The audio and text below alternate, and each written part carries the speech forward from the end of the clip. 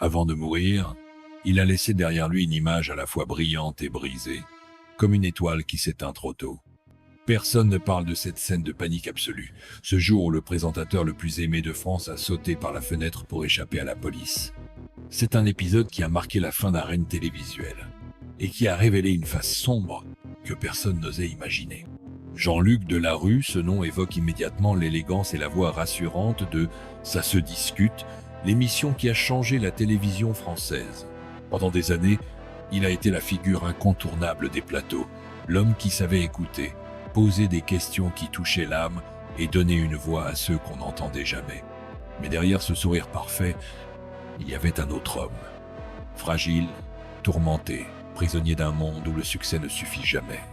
Dans les dernières années de sa vie, alors que la maladie rongeait son corps, Delarue a dû affronter un autre cancer, plus sournois, celui de la déchéance médiatique. L'affaire des drogues, les soirées excessives, les confidences arrachées aux tabloïds, et ce fameux incident où il s'est jeté par la fenêtre pour éviter une perquisition, ont tout changé. Ce fut le point de non-retour. Pour beaucoup, ce geste insensé a signé la chute d'un géant. Avant de mourir, il avait compris une chose, la télévision est un miroir cruel qui vous renvoie à vos propres fissures, confiera plus tard un ami proche, et ce miroir, Delarue l'avait regardé trop longtemps sans détourner les yeux. Aujourd'hui, on se souvient de lui comme d'un personnage complexe, un homme à la fois tendre et destructeur, lumineux et hanté par ses démons. Sa mort, annoncée en 2012, a été officiellement attribuée à un cancer de l'estomac et du péritoine.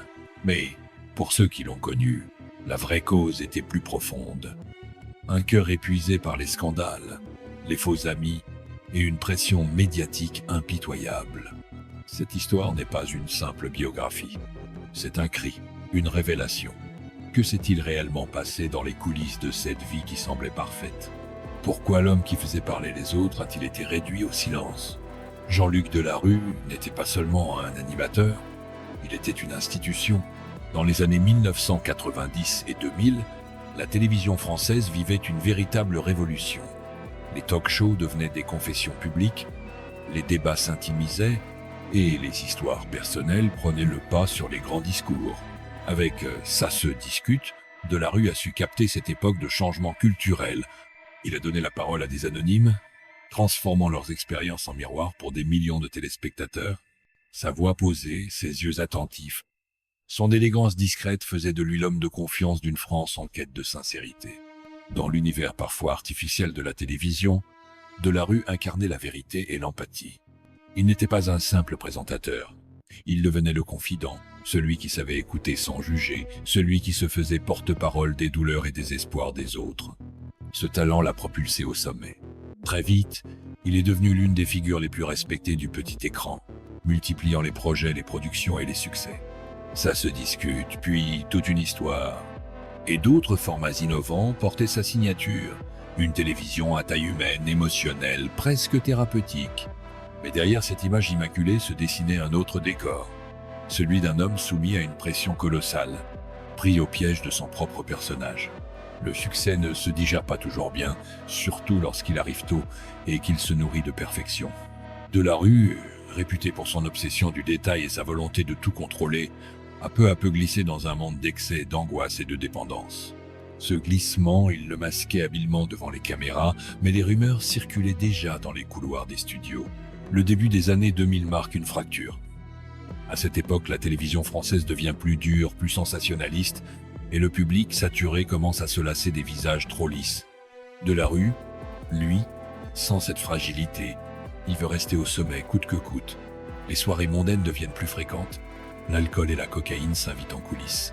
L'animateur que tout le monde voyait comme un modèle se perd dans une spirale qui finira par exploser aux yeux de tous. Le scandale éclate en 2010, lorsque la police met la main sur un vaste réseau de trafic de cocaïne dans lequel son nom apparaît. Les médias s'emballent. L'icône de la télévision devient soudain le symbole des dérives du show business. L'épisode le plus choquant reste cette scène rapportée par les journaux. Une nuit, pris de panique lors d'une intervention policière, Jean-Luc Delarue aurait sauté par la fenêtre d'un appartement pour éviter une perquisition. L'image d'un homme en fuite, terrorisé, contraste violemment avec celle du présentateur sûr de lui et rassurant que la France croyait connaître. Ce moment marque un tournant. Ce n'est plus le Delarue animateur qui fait la une, mais le Delarue scandale. Les tabloïds se déchaînent, le public est choqué, et les chaînes de télévision commencent à prendre leur distance. Ce que beaucoup ignorent, c'est à quel point ces événements l'ont brisé intérieurement. L'homme derrière la caméra n'était pas préparé à cette descente aux enfers.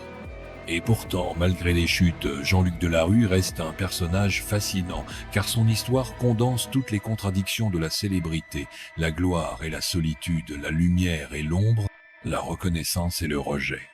C'est dans ce contraste violent que réside le véritable thème de sa vie. Comment un homme qui offrait la parole aux autres a-t-il fini par perdre la sienne? Pourquoi cette chute spectaculaire continue-t-elle de nous intriguer? Des années après sa mort, Jean-Luc Delarue commence son ascension comme dans un scénario de conte moderne. Né en 1964 à Paris, il grandit dans une famille discrète, loin des paillettes.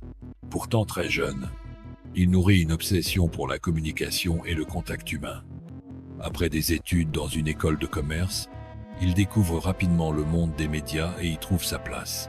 Sa première apparition à la télévision est presque anecdotique. Quelques interventions dans des émissions culturelles, une voix off ici et là, mais c'est avec eux, ça se discute. Lancé en 1994, que tout bascule. Dès les premières diffusions, l'émission devient un phénomène. Le format est novateur, des témoignages sincères, des discussions authentiques, des histoires souvent bouleversantes. En quelques mois, Delarue devient le gendre idéal pour des millions de Français. Son style est unique. Il n'interroge pas, il écoute. Il ne juge pas, il accompagne.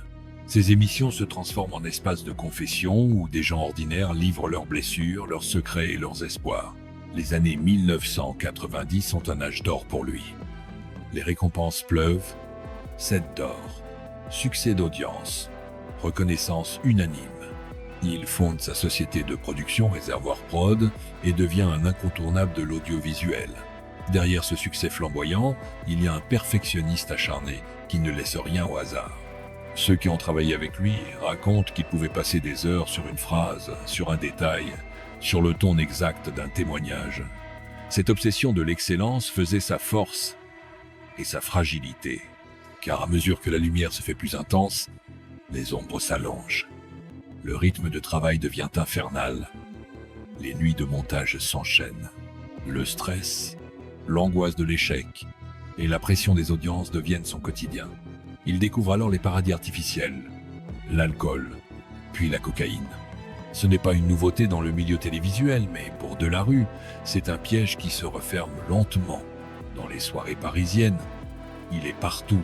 Son charisme attire, mais derrière le sourire, il cache un vide grandissant.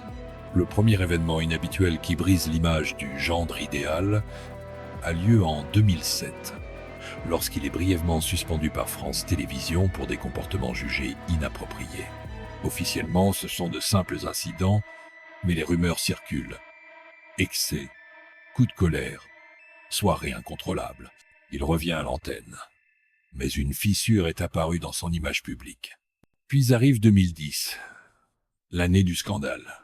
Une vaste enquête sur un réseau de trafic de cocaïne éclabousse plusieurs personnalités du show business et le nom de Delarue est cité. L'affaire prend des proportions médiatiques colossales. Les journaux titrent « La star de la télévision rattrapée par ses démons ». Les caméras, autrefois ses alliés, deviennent des juges impitoyables. Les révélations s'accumulent, et parmi elles, une scène glaçante. Une nuit, alors que la police approche, Delarue, pris de panique, saute par la fenêtre pour fuir. Cette image, plus que toute autre, symbolise sa descente aux enfers. Ce scandale est un coup de massue. Les contrats se raréfient, les chaînes prennent leur distance. Delarue tente de se justifier publiquement. Il parle d'une erreur, d'un moment de faiblesse. Mais la France, qu'il avait tant aimée, peine à pardonner. C'est un tournant dans sa carrière et dans sa vie. Puis, comme si le destin voulait l'achever, le diagnostic tombe. Cancer de l'estomac et du péritoine. Une maladie féroce qui ne lui laisse que peu de répit. L'homme qui avait dominé les plateaux télé se retrouve confronté à la fragilité la plus absolue. Le succès ne m'a jamais protégé de mes démons, confiera-t-il dans un rare moment d'introspection. Et désormais, même les projecteurs ne suffisent plus à masquer la douleur. Pourtant, il ne renonce pas. Dans ses dernières apparitions, il tente de reprendre la parole. Il parle de sa maladie, de sa volonté de se battre, de ses regrets aussi, mais la France ne voit plus l'animateur invincible. Elle voit un homme brisé, qui se bat contre lui-même autant que contre le cancer. La conséquence de cette chute est double. D'un côté, il devient une figure tragique, presque mythique. De l'autre, il incarne la brutalité du monde médiatique, capable d'élever quelqu'un au rang d'icône avant de le détruire. Sa mort, le 23 août 2012, à seulement 48 ans, laisse un vide immense. Ses émissions continuent de vivre dans les mémoires, mais son absence est comme une cicatrice, celle d'un homme qui avait tout et qui a tout perdu. Il y a des vérités que les projecteurs n'éclairent jamais, et l'histoire de Jean-Luc Delarue en est la preuve. Derrière le sourire impeccable et la voix rassurante se cachait un homme en guerre avec lui-même. La drogue, au début un exutoire discret pour oublier le stress et la pression, s'était lentement transformée en gouffre. Il avait besoin de cette énergie pour tenir, mais elle le dévorait de l'intérieur. Confiera plus tard un membre de son entourage. Le scandale éclaté en 2010 a tout révélé. Les soirées où l'alcool et la cocaïne coulaient, les comportements erratiques, les moments d'absence au travail. Les médias ont déchiré ce voile de perfection. Le récit de sa chute était partout. Couverture de magazines, plateau télé, tabloïd. Mais le moment qui a marqué les esprits reste cet incident où, pris de panique à l'idée d'être arrêté, Jean-Luc Delarue a sauté par la fenêtre d'un appartement pour fuir la police. Une scène presque irréelle. Un homme autrefois puissant réduit à un geste désespéré. Cette image a tourné dans tous les journaux comme un symbole de sa perte de contrôle. Ce n'était pas seulement un scandale médiatique, c'était une révélation brutale. Ce jour-là, Jean-Luc n'était plus l'animateur, il était un homme nu, fragile et traqué, racontera un ami proche. Dans les coulisses, ses collègues le décrivaient comme abattu, presque méconnaissable. Les confidences qui ont filtré après sa mort révèlent qu'il se sentait trahi, jugé et surtout terriblement seul. L'homme qui avait donné la parole aux autres n'avait personne pour l'écouter. Les conflits internes étaient constants. Delarue se battait contre ses addictions, contre les jugements publics, contre sa propre image. Il savait que chaque faux pas était scruté, amplifié. À la télévision, vous êtes soit un héros, soit un coupable, disait-il un jour en privé. Et lui, qui avait été l'un des visages les plus aimés de France, s'était retrouvé du mauvais côté de la caméra. Puis il y a eu le diagnostic du cancer. Une tragédie de plus dans une vie déjà en lambeaux. Au lieu de se cacher, il choisit de parler. Dans une conférence de presse bouleversante, il révèle sa maladie au grand public. Ce moment, filmé et diffusé partout, est à la fois une confession et un acte de courage. « Je me bats chaque jour, mais je sais que la route sera longue », déclara-t-il, la voix tremblante. Derrière ses yeux, on voyait la peur, mais aussi une volonté farouche de ne pas être réduit à ses erreurs. Pourtant, même dans cette dernière bataille, les rumeurs ne cessent pas. Les médias parlent de punition, d'un homme rattrapé par ses excès. Cette cruauté médiatique le blesse profondément. Mais pour ceux qui l'ont approché, ce moment est aussi celui d'une rédemption. Il tente de se réconcilier avec lui-même, avec son public, avec l'image qu'il laisse derrière lui. Un détail méconnu révèle toute l'ampleur de sa douleur. Peu avant sa mort, il aurait confié à un ami « Je ne veux pas être seulement l'homme des scandales. Je veux qu'on se souvienne de moi pour ce que j'ai créé. » Ces mots résonnent encore aujourd'hui comme un dernier cri. La réaction des médias et du public après sa disparition fut ambivalente. D'un côté, il y eut une vague d'émotions sincères. Les hommages se multipliaient. Les anciens témoins de ses émissions parlaient de sa générosité. De l'autre, certains rappelaient encore ses démons, comme une ombre qui refuse de s'effacer. Mais une chose est sûre, sa mort a laissé un vide immense dans le paysage audiovisuel français. L'émotion atteignit son paroxysme lors de ses funérailles, retransmises par les médias. Les larmes des proches, les témoignages des anonymes qui disaient « Il m'a écouté comme personne ». Tout cela montrait à quel point cet homme avait marqué les esprits, malgré ses failles. Aujourd'hui, en revoyant ces images, on se souvient non seulement de l'animateur de génie, mais aussi de l'homme derrière le masque, un être qui a connu les sommets et les abîmes. Ce mélange de lumière et de ténèbres est ce qui rend son histoire si bouleversante. Comme un film qui ne laisse personne indifférent, l'histoire de Jean-Luc Delarue nous force à nous demander Jusqu'où peut-on aller pour briller? Et quel est le prix de la gloire? L'histoire de Jean-Luc Delarue reste l'une des plus emblématiques du paysage audiovisuel français, non seulement pour son succès fulgurant, mais aussi pour la complexité de son héritage. En observant sa trajectoire, la chaîne, autrement dit l'opinion collective façonnée par les médias et les spectateurs, oscille entre admiration et incompréhension. Comment un homme, adulé pour son écoute, sa bienveillance et son professionnalisme, a-t-il pu sombrer si vite?